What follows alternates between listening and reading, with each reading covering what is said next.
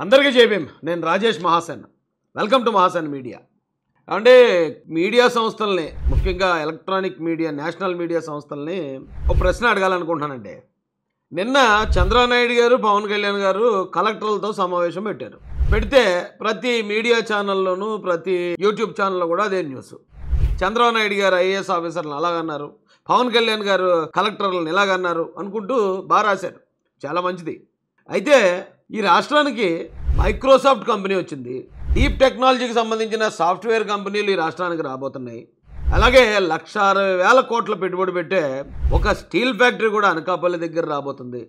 ఇవన్నీ ఒక ఎత్తు అయితే, గూగుల్ సంస్థ ఆంధ్రప్రదేశ్లో ఆర్టిఫిషియల్ ఇంటెలిజెన్స్కి సంబంధించి ఒక పెద్ద వ్యవస్థనే ఏర్పాటు చేయబోతుంది. ఇవి మాత్రమే కాదండి, ఆంధ్రప్రదేశ్ స్కూల్స్ అన్నీ కూడా కొత్త రూపు సంతరించుకుంటున్నాయి. ఎక్కడెక్కడైతే టీచర్స్ లేరో అక్కడ విద్యా వాలంటీర్లను నియమించడం జరుగుతుంది.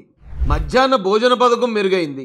అలాగే students parents meeting only corporate స్కూల్స్లో, ప్రైవేట్ స్కూల్స్లో మాత్రమే జరుగుతాయి. అలాంటిది ఇప్పుడు గవర్నమెంట్ స్కూల్స్లో కూడా ఆ కల్చర్ని పరిచయం చేశారు. వీటన్నిటికీ కారణం ఎవరండి? ఈ రాష్ట్రం అంతర్జాతీయంగా స్థానం సంపాదించడానికి కారణమైన ఐటీ మినిస్టర్ నారా లోకేష్ గారు కాదా?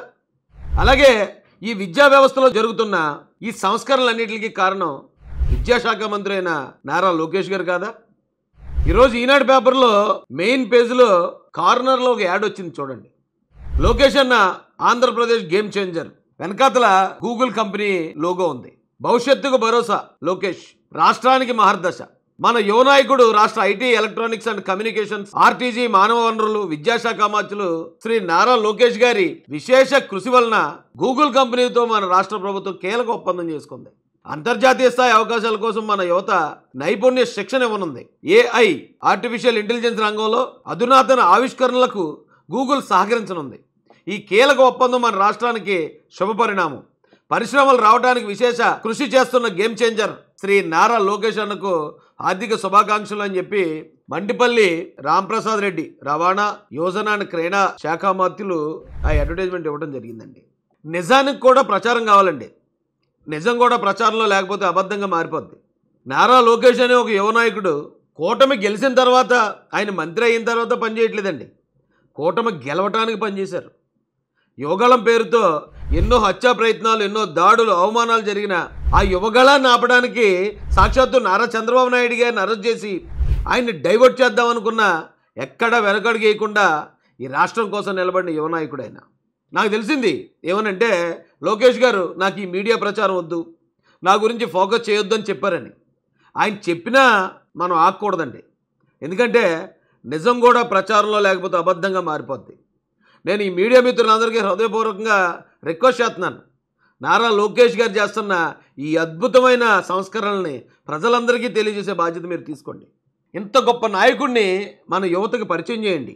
మొన్న ఈ స్టూడెంట్స్ పేరెంట్స్ మీటింగ్లో నారా చంద్రబాబు నాయుడు గారు, నారా లోకేష్ గారు ఇద్దరు కలిసి పక్కపక్కనే కూర్చొని భోంచేశారు. భోంచేసిన తర్వాత తన తండ్రి తిన్న ఆకుని తానే, తన ఒక ఐటీ శాఖ మంత్రి అయినా, తన విద్యాశాఖ మంత్రి అయినా సరే, మనం ఎంత ఎత్తుకెదిగినా తల్లిదండ్రులను గౌరవించాలని అక్కడున్న విద్యార్థులకి ఆయన కార్యరూపంలో చూపించారండి.